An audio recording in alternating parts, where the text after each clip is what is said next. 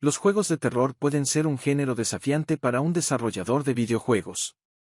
Esto es especialmente cierto cuando los diseñadores tienen una capa adicional de dificultad que considerar, el miedo. Esto añade aún más desafío a un equipo de desarrollo de juegos, sobre todo cuando diferentes desarrolladores tienen percepciones distintas sobre qué es el miedo. Se necesita una solución para unificar a esos desarrolladores y alinearse cuando se trata de implementar, diseñar y categorizar el miedo. Los juegos de terror pueden ser analizados desde otra perspectiva según su efecto en los jugadores. Si se incorporan los aspectos psicológicos básicos del miedo en el proceso de diseño del juego, durante la fase de preproducción de un juego de terror en desarrollo, sin duda significaría una experiencia aterradora para nuestros jugadores, especialmente si nuestra experiencia incluye la realidad virtual y la inmersión. Sin embargo, antes de considerar esto, sería sabio examinar a los jugadores y usuarios que actualmente disfrutan de juegos y experiencias de terror.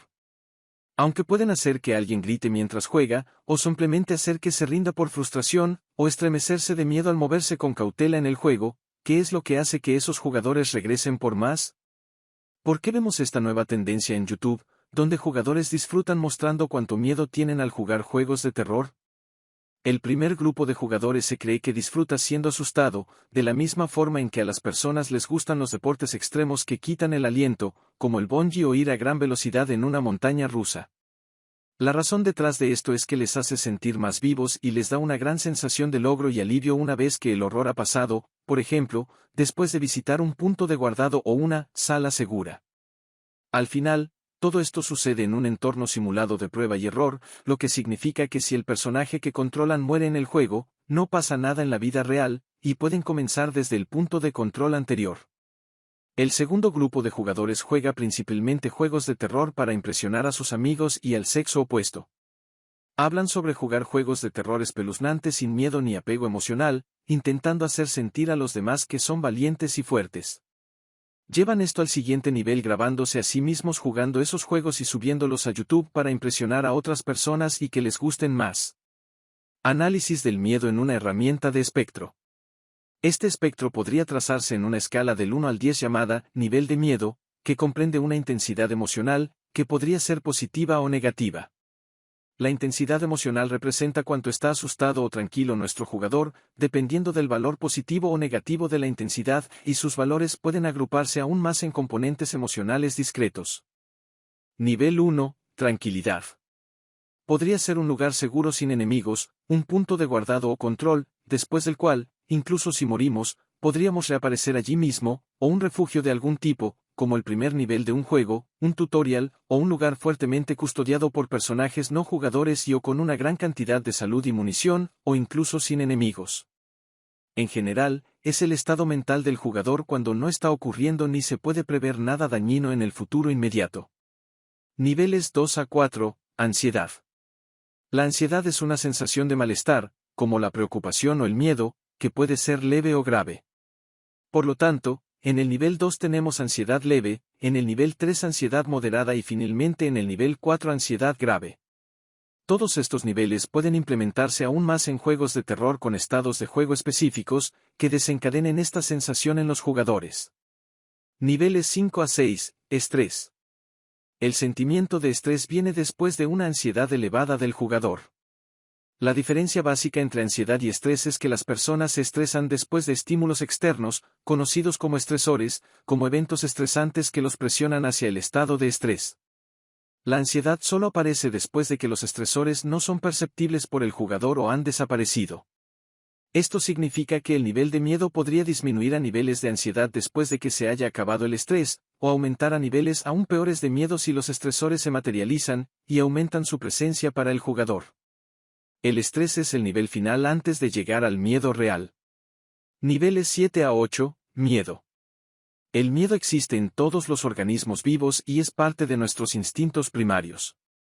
En el nivel 7 tenemos miedo leve, que ocurre tan pronto como encontramos un enemigo o un ser desconocido, pero está lejos. La amenaza es inminente, pero no tan cercana. A medida que nos acercamos y el audio se vuelve más tenso, y escuchamos los pasos del monstruo, nuestro nivel de miedo se eleva al nivel 8, que es miedo grave. Esto, a menos que tengamos un arma para combatir al monstruo. Nivel 9, terror. El terror se define como un sentimiento intenso o extremo y abrumador de miedo. Las mismas reglas se aplican aquí que se aplican al miedo, pero en niveles más elevados. La sensación de terror es el sentimiento definitivo de horror en los juegos de terror. El terror también se manifiesta cuando enfrentamos directamente nuestra fobia. En términos del espectro, colocamos el terror en el nivel 9, justo después del miedo grave en el nivel 8. Por lo general, cuando un monstruo nos está observando, persiguiendo, gritando o mostrando patrones de ataque desconocidos, nuestros reflejos alcanzan su máximo, mientras que la mayor parte de nuestro control viene directamente de nuestros instintos. Naturalmente, tenemos una frecuencia cardíaca muy alta mientras esto sucede porque intentamos actuar lo más rápido posible para sobrevivir, ya sea escondiéndonos, huyendo o incluso contraatacando directamente. Es claramente perceptible que cuando atacamos durante el estado de terror nuestra precisión es muy baja. Nivel 10, pánico. El pánico es el tipo más fuerte y dominante de miedo. Cualquiera que sufra de pánico tiene una pérdida completa de su capacidad de razonamiento y habilidades lógicas, reemplazándolas por agitación frenética, similar a la situación de lucha o huida. Típicamente, durante una situación de lucha o huida, se presenta una amenaza inmediata y peligrosa para alguien, lo que generalmente lo coloca en una situación de vida o muerte. En la aparición de dicho evento, se liberan hormonas de cortisol y adrenalina, y los reflejos del individuo se disparan para escapar o contraatacar. La duración del pánico en un contexto de juego de terror sería instantánea, ya que entonces, el nivel de miedo caería a un nivel más bajo. Esto se coloca en el nivel final de nuestro espectro, nivel 10, y viene justo después de que el terror alcanza su clímax. Esto se puede ilustrar en Five Nights at Freddy's. Esta escala puede ajustarse libremente a cualquier proceso de diseño de juego y a cualquier juego de terror en particular. En conclusión, el consejo final para los desarrolladores sería experimentar utilizando esta escala para definir ciertos segmentos en el juego sobre los niveles de miedo que inducirían en los jugadores, y luego ajustar esta escala a su juego según lo consideren adecuado. En general, esta es una forma interesante e informativa de informar a las personas sobre la intensidad de esta lucha, la intensidad general del nivel o cuánto miedo provoca ese personaje diseñado solo con mirarlo. La misma regla se aplica a las señales de audio de fondo, ambientes, y así sucesivamente. Esto fue, Nivel de Miedo, análisis del espectro del miedo como herramienta de apoyo para el diseño de juegos de terror para inmersión y miedo, escrito por el profesor en desarrollo de juegos de computadora en la Universidad Solent de Southampton, Constantinos Ntokos.